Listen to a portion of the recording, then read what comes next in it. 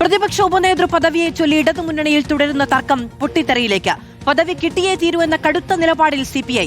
LDFിലെ എല്ലാ സ്ഥാനവും ഒരു പാർട്ടിക്കെന്ന രീതി മാറിയേ തീരൂ എന്ന CPI സംസ്ഥാന സെക്രട്ടറി ബിനോയ് വിശ്വം. ജനാധിപത്യമാകുമ്പോൾ മുന്നണിയിൽ എല്ലാ സ്ഥാനവും പങ്കുവെച്ചാണ് മുന്നോട്ട് പോകേണ്ടത്. CPM-ഉം CPI-യും ഒറ്റക്കെട്ടായി മുന്നോട്ട് പോകണമെങ്കിൽ പ്രതിപക്ഷ ഉപനേതാവ് സ്ഥാനം CPIക്ക് കിട്ടിയേ തീരുവെന്നും ബിനോയ് വിശ്വം പറഞ്ഞു. ഒന്നിച്ചു പോക്കാണ് വലുത്.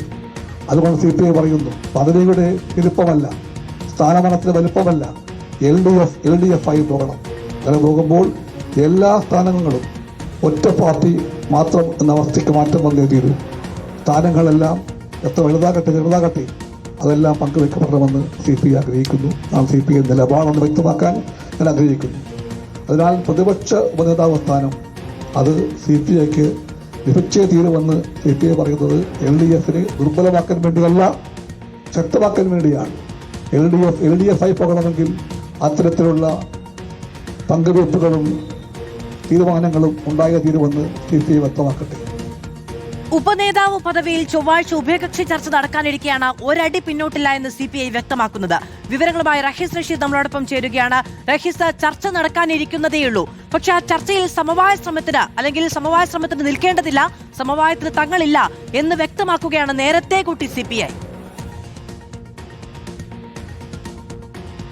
മധു, അങ്ങനെയാണ്. അതിനു മുമ്പ് നമ്മൾ ഏതാണ്ട് 3-4 ദിവസം മുമ്പ് പ്രതിപക്ഷ നേതാവ് പിണറായി വിജയൻ ഇതേക്കുറിച്ചുള്ള ചോദ്യത്തിന് മറുപടി പറഞ്ഞത് കൂടി പറയണം. ഉപ നേതൃ പദവി CPI ചോദിക്കുന്നുണ്ടല്ലോ എന്ന ചോദ്യത്തിന് അദ്ദേഹം അതൊക്കെ കഴിഞ്ഞതാണ്, അവർ ചോദിച്ചുകൊണ്ടേയിരിക്കും എന്ന മറുപടിയാണ് പിണറായി വിജയൻ പറഞ്ഞത്. അതായത് CPIM ഈ വിഷയം ക്ലോസ് ചെയ്തതാണ് എന്ന നിലപാടാണ് ആ PB അംഗം കൂടിയായ പിണറായി വിജയൻ പറഞ്ഞത്. അതോടുകൂടിയാണ് ഇതിങ്ങനെ വിട്ടാൽ പറ്റില്ല എന്ന നിലപാടിലേക്ക് CPI എത്തിയത്. അത് ഏതറ്റം വരെ പോകാനും ഞങ്ങൾ തയ്യാറാണ് എന്ന സൂചനയാണ് CPI LDFിലെ രണ്ടാമത്തെ കക്ഷിയായ CPIയുടെ സംസ്ഥാന സെക്രട്ടറി ബിനോയ് വിശ്വം ഇന്ന് പറഞ്ഞതിൻ്റെ ചുരുക്കം. ഇന്ന് അദ്ദേഹം പറഞ്ഞത് ഏതെങ്കിലും മാധ്യമപ്രവർത്തകർ ഒരു ചോദ്യം ചോദിച്ചപ്പോൾ അതിന് ഉത്തരമായിട്ട് പറഞ്ഞതൊന്നുമല്ല.